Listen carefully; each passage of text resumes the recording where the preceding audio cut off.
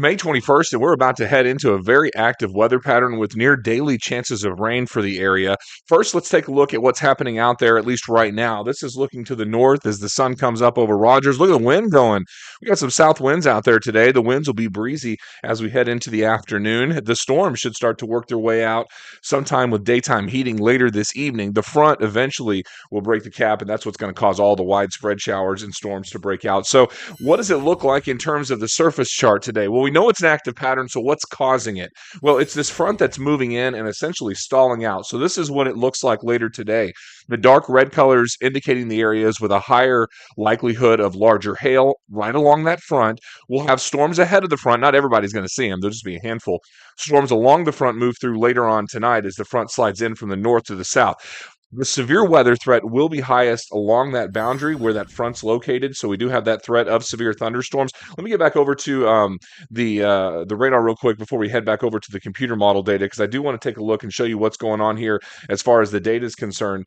As we move into the next 12 24 hours or so, those upper level winds that you're seeing down here towards the bottom are going to start pushing their way up towards the north. So that's what we're looking at in terms of getting these showers going. You've got a lot of subtropical moisture to the southwest. That's going to be the fuel for heavy rainfall. And then you have this front to the north, which is sliding on down to the south. Now, this morning, just a couple of high clouds are passing through. No big deal, really, as they make their way in from the southwest to the northeast. Now, that severe weather risk area does include northwest Arkansas as well as southeast Oklahoma. Those showers and storms will make their way in from the north along that front. Remember, that front is currently located here out across parts of Nebraska. Even so you can see little red flashing polygons here indicating some severe weather already underway in some parts of the area, at least in central Nebraska, getting out towards parts of Iowa. So let's talk about here at home.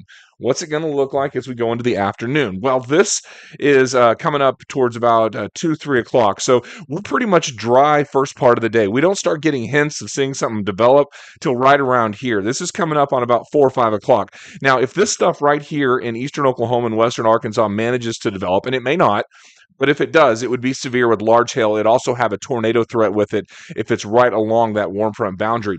Now, later tonight, watch this line come to life.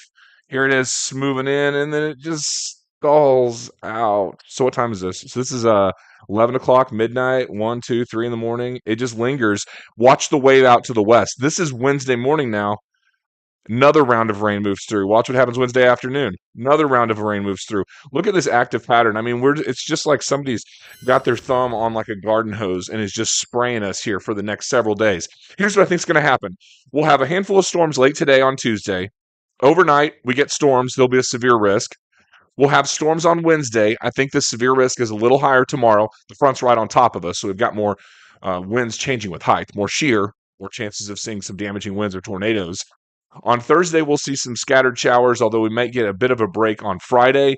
And then Saturday night, not during the day on Saturday, but Saturday night into Sunday, another line of storms moves through. Guys, rainfall totals with this could be 2 to 3 inches on average for all of us. That may cause some flash flooding.